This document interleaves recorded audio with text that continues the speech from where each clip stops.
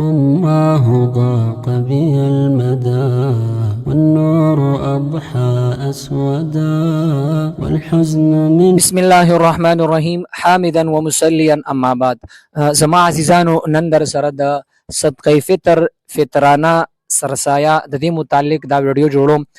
یقینا دا به درې څلور ویډیوګانې وي، ځکه په یو ویډیو کې چې کوم دی 4-5 منټو کې دا دومره لوی باب د فطرانې دا نه راجمع کیږي.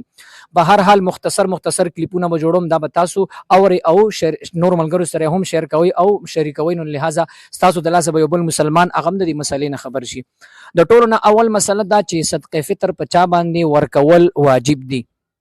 نو دغه د پاره درې شرطونه علماء لیکلي دي. یو دا چې دا سړی به آزاد وي، دویم دا به مسلمانی، دریم شرط دا چې دا سړی به صاحب نصاب وي، د نصاب مالک وي. نصاب څه ته وي؟ نو محترم موږ سره عام طور سره دوه قسم نصابونه زموږ د پاره پاغي کې اسانتیا ده او هغه چلیږي او هغه په احادیثو کې مراغلي. یو نصاب د سونې دی او یو نصاب د چاندۍ دی. د سونی نصاب خدا دی چې 9 تولې سونا یا د هغې قیمت چا سره وي، دا د سونی نصاب دی.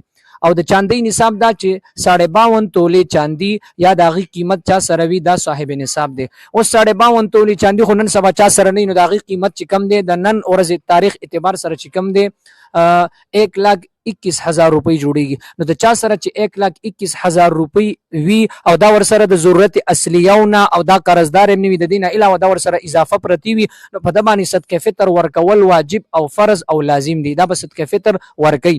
مزید خبرې به پکې انشاءالله بیا بله ویډیو کې زه تاسو سره شریکوم.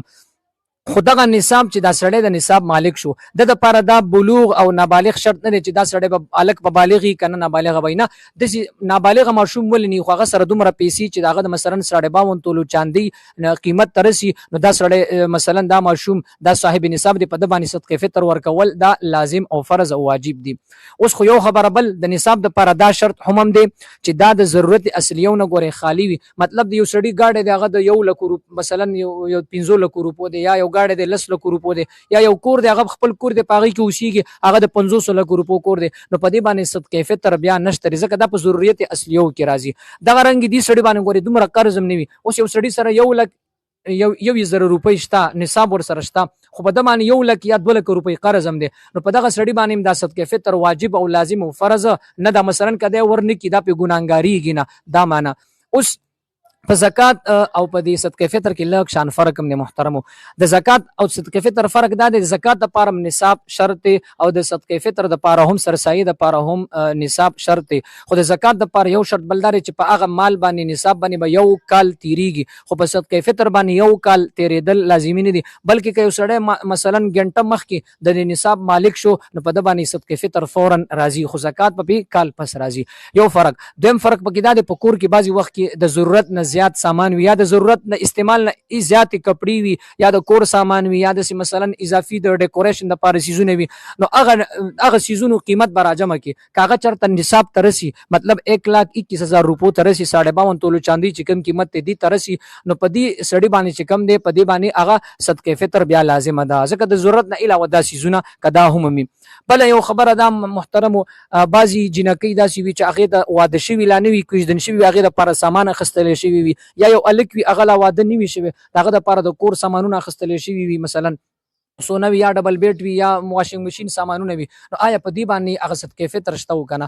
په دې سامان خو زکات نشته دی، خو صدقه فطر به پې شته. هغه دا د دې دا سامان چې کوم دی جینۍ ده یا هلک دی واده شوی نه دی، د دې دا ټول سامان چې کوم دی دا به راغونډ کړلی شي، د دې قیمت به ولګولی شي. که د دې قیمت چېرته 52 تولو چاندي قیمت ته رسي، نو په دې باندې صدقه فطر لازم واجب، دا به صدقه فطر خامخا ورکوي. نو دا د صدقه فطر خبره وه. یو بله اهمه خبره در سره شریکوم محترمو، هغه دا صدقه فطر محترمو یو خو واجب او فرض وي او بل مستحب ده. اوس هغه خلک چې هغه صاحب نصاب دي په هغې باندې صدقه فطر ورکول دا واجب فرض لازم دي، که ورې نه کړه نو هغه به پې ګناهګارېږي. او دویم قسم هغه خلک دي چې هغې سره مثلا د صدقه فطر هغه نصاب خو نشته دی، مثلا 52 تولې چاندي یا د هغې قیمت هغه ورسره نشته دی، د هغې نه کمې پیسې دي، مثلا 40,000 روپۍ دي، 50,000 روپۍ دي، 60,000 روپۍ دي، خو د باندې قرض هم نشته، د بل هیڅ قسمه مسله نشته، د سره کور کې دا پیسې علاوه اضافي پرتې دي.